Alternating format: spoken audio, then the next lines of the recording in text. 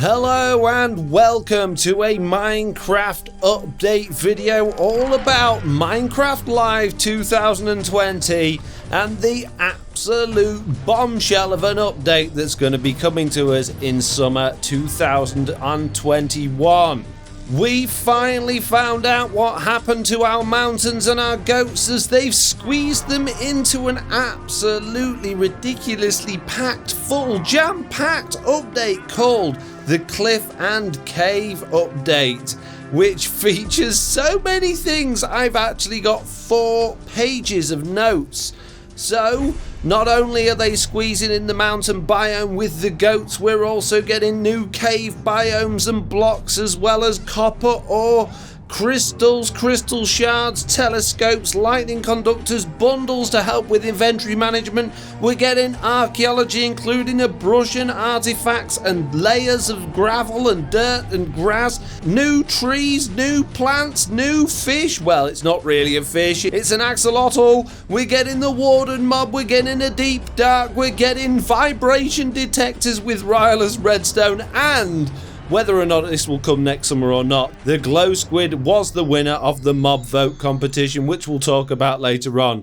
So where do we start? I guess at the beginning with mountains. What is going to be happening with mountains? According to my many notes, we're getting obviously the goat mob, which is going to be mischievous, and they're going to jump very high. So if you're going to want to keep these things, you're going to need a big fence. By the sounds of it, they're going to be wanting to kick players off the mountain, so look out for those guys. With no more details really on that. We're also getting a new block called Powder Snow, which will look like snow, but it will be like a trap block, which means we will fall into it when we walk over it. And the new mountain biomes are gonna be ridiculously big and beautiful with varied tree lines, a whole new range of world generation, the likes we've never seen on Minecraft before. Unfortunately, they didn't go into hardly any detail on this throughout the Minecraft Live event, so that's pretty much all I've got on that. So let's move on to the cave update. So new cave biomes, in particular the Lush Caves and the Deep Dark, which they showed off in this live stream. The Lush Caves will feature vines that grow glowberries, which will be a light source that you can also eat. Spore blossom plants, which will have a bloom of particles around them, which you'll be able to harvest and move to your base and have particles in your base if you want to. There are going to be plants called the drip leaf plant that will grow on the ground and in water, which you can use as a platforming tool in order to play mini games or just build up around your base, kind of like scaffolding, but temporary, because if you stand on it too long, it'll fall down, but it will grow back up again. We're getting a new tree called the azalea tree, which looks like it's got purple flowers on the leaves, and they're going to act as landmarks for these new lush caves. If you find one of those trees, dig down, follow the roots down, you will get to a lush cave. And the lush cave biomes can come in all sorts of different size varieties and generations, because the cave generation is going to be completely separate from the biomes. So we'll get small biomes, big biomes, massive caverns. We're going to get tight gaps and ravines. It's going to be all kinds of crazy. They also touched on another biome called the Deep Dark, which is going to be right at the bottom of the world, and it's going to be pretty scary, and there are a couple of really interesting things in there. Interesting thing number 1 is the mob called the Warden, which is blind. It will be attracted to you by vibration, and you need to be careful because it packs a punch. Even with full netherite armor on, it will do 6.5 hearts of damage, and it takes a lot of shots to take it down. Another thing to notice while looking at these shots of this area is the new stone block that there appears to be at this part of the world, as well as the candles. We've got black and white candles there, which maybe are they going to be like torches, but they burn out over time. Time and aging does seem to be a feature of this update, which we'll talk about more when we get to copper. But for now, let's talk more about the Deep Dark, the other really important block they talked about, which gives us wireless redstone. It's called the Skulk Sensor and it spawns on the Skulk growths, and you can use it to detect vibration, and all sorts of things will trigger vibration. The player walking, mobs walking, placing blocks, picking up blocks, flicking levers, firing arrows, throwing snowballs. Loads and loads of things can be detected, which means we'll be able to detect all sorts of exciting things for our redstone contraptions, making our hidden base entrances more automatic and all that sort of good stuff. What's even better is we can make it directional. By using wool to deaden the vibrations around the Skulk sensor, we can actually tell it what direction we want it to pick up the vibrations from, which makes this incredibly powerful. Now, Mojang have actually asked for our feedback as the community. They want to make this block the best block it can possibly be. So if you've got ideas for what you think should be happening with the Skulk sensor, then make sure to get to the Minecraft feedback website and let them know so they can do their absolute best with this. The other thing I noticed about the Deep Dark was the blocks that looked a little bit like end portal frames. So I'm wondering, are we going to be able to craft end portal frames with this and create our own end portals? That'll be really interesting if that's the thing. No idea on that. That's pure speculation. They also covered a lot of stuff on creator tools and stuff we can do in add-ons, and I'm going to skip that because otherwise this video is going to be forever long. The next one on the list is copper ore. That's right, we finally got a new ore, and it is another metal, and instead of being found in veins, or blobs as they called it on the video, it's actually going to appear in veins, which is a little bit confusing because we call the ore blobs, as they call it, veins as the players. We're used to finding one and there's maybe a group of 4 or 5 of them, but what they're saying veins are now are actually areas where those particular ores will spawn. For instance, you might find one copper ore, and if you dig around it you might find another couple a little bit nearby, and then you might find a couple more near there, and rather than having them in a blob, they're going to be more uniformly distributed around these ore veins. Now, once the copper block's smelted, you'll be able to turn it into slabs, stairs, and blocks. I'm not sure if there's any other variants. I'm assuming there'll be an ingot once it's smelted as well that will turn it into the blocks. And the interesting thing about this copper block, as we said earlier with things aging, is that over time, once it's been in the world, it will actually turn from orange to green, mimicking what copper does when left out in the open in real life. It will go through stages, so it will go from copper to sort of a rusty copper to then the full green. And I'm wondering, again pure speculation here, will we be able to have an aged copper farm? Will we be able to have an area where we lay out loads of copper, leave it to go green, and then harvest it in its green state and then sell that in shops on SMPs and stuff like that? Or when we pick it up, is it going to turn back orange again? Going back to the caves, another type of caves they showed us was the glowing crystal caves, which has a purple crystal block which is unobtainable. You can't pick it up. They said it's like mob spawners. It's stuck there, but it will grow crystals on, which again you can't harvest, but you can break them, and when you break them you get crystal shards. The crystal shards can then be used with the copper to craft a telescope, which finally gives us on Bedrock Edition the cheaty zoom key we've all wanted, but there is a bit of a weird black circle around it. Hopefully they'll improve that. If not, I'm sure with the resource pack we'll be able to get rid of that black circle and just use it as a cheaty zoom key. That's going to be really, really handy. And the crystals themselves, when you walk on them, they make really interesting noises as well. So it's really, really exciting, all of these new cave things that they're adding.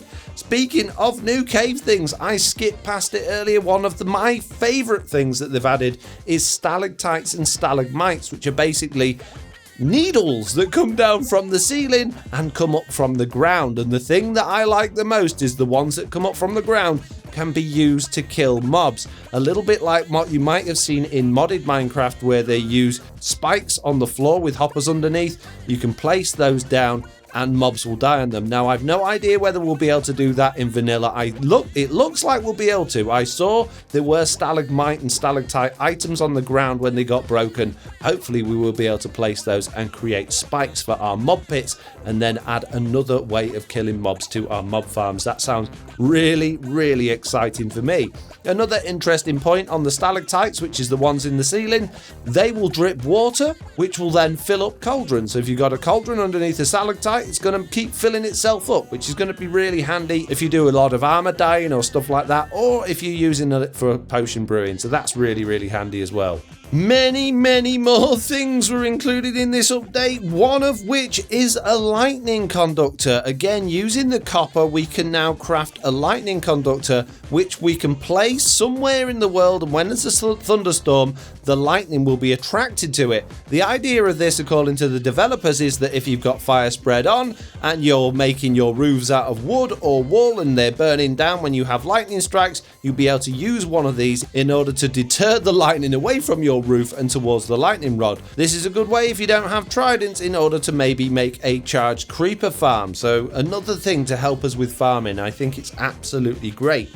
Even more exciting, if you can believe it, is something they've done to address inventory management, which are called bundles. Now, they didn't give us a huge amount of information on these bundles, but basically they're like sacks. They take up one inventory slot and you can put up to 64 of any type of item in there. So you can put 32 stacks of wood and 32 pieces of iron, or you can put one of 64 different things in there and they'll only take up one inventory slot.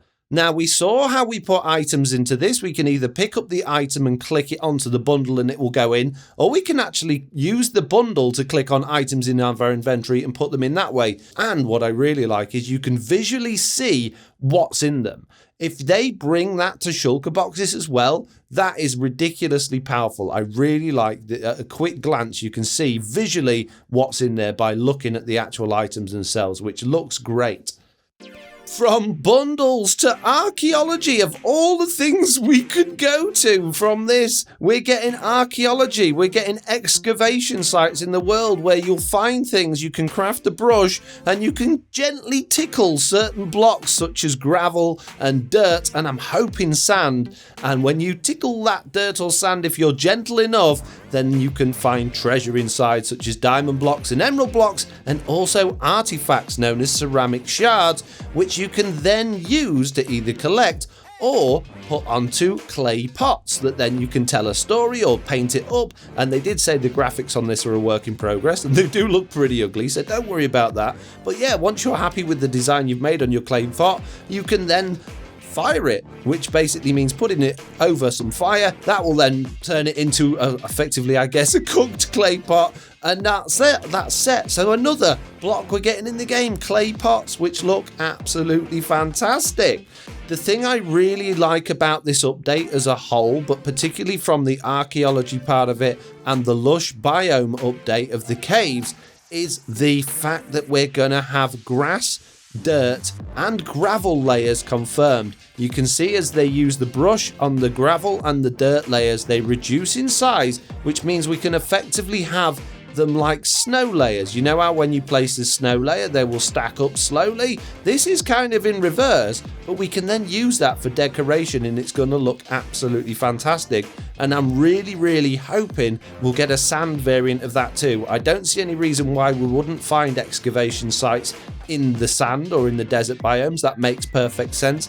Some more interesting things to note from looking at these videos is we've got purple flowers on some of the blocks in the lush biome and something growing from the ceiling, which if we zoom in on that, it looks very much like roots. We've also got underwater grass, which is probably moss if we're thinking about this properly, and the grass layers as well, they're probably going to be called moss as well.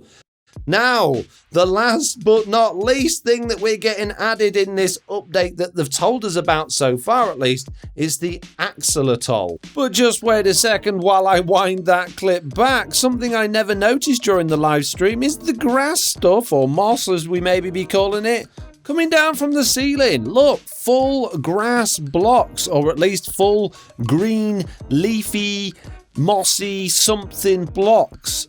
And all of those vines, that looks amazing. Anyway, back to the fish things.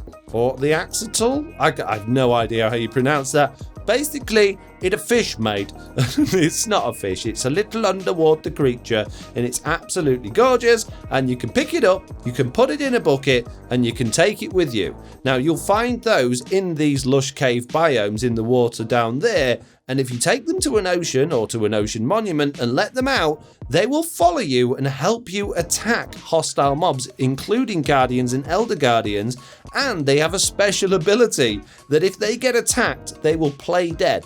Once they're playing dead, other mobs won't hurt them. They will then regen their own health and then start fighting again. So these things are absolutely amazing. And apparently, if you cooperate well with them, whatever that means, that was their words, not mine, they will also heal you, the player, which is really interesting. So I don't know if that's like you're building up a rapport with them over a certain amount of time, or if you just haven't hit one or something like that. My only worry with these things is that they look like they're going to be flying around in front of your face. I think from my particular perspective as a clumsy Minecraft player, I'm probably going to end up killing more of those things than they do helping me. But either way, it's a lovely addition to the game and something very, very welcome as far as I'm concerned.